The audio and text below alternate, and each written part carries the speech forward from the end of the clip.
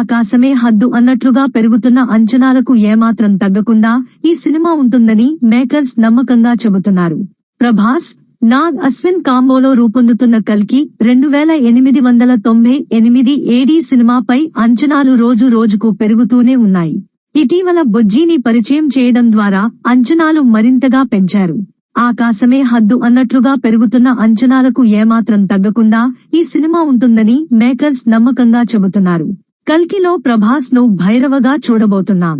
ఇక అమితాబ్ బచ్చన్ ను అశ్వత్థామ పాత్రలో చూపించబోతున్నట్లు చిత్ర యూనిట్ సభ్యులు ఇప్పటికే అధికారికంగా రివీల్ చేయడం జరిగింది. ఇతర పాత్రల పేర్లు ఏంటి, వారు ఎలా ఉండబోతున్నారు అనే విషయమై సస్పెన్స్ నెలకొంది. ఈ సినిమాలో బాలీవుడ్ స్టార్ హీరోయిన్ దీపికా పదుకునేను హీరోయిన్ గా నటింపజేయడం జరిగింది. ఆమెకు సంబంధించిన లుక్ ను ఇప్పటికే రివీల్ చేశారు.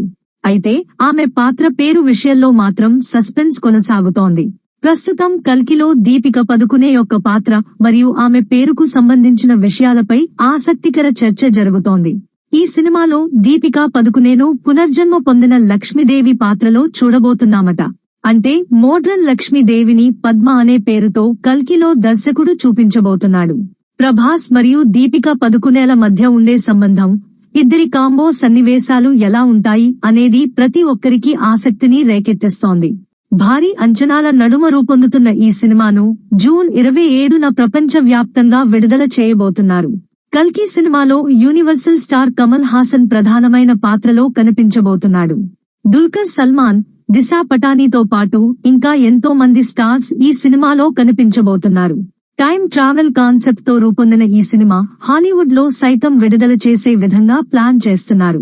700 కోట్ల రూపాయలు బడ్జెట్ తో ఈ సినిమాను రూపొందించారు.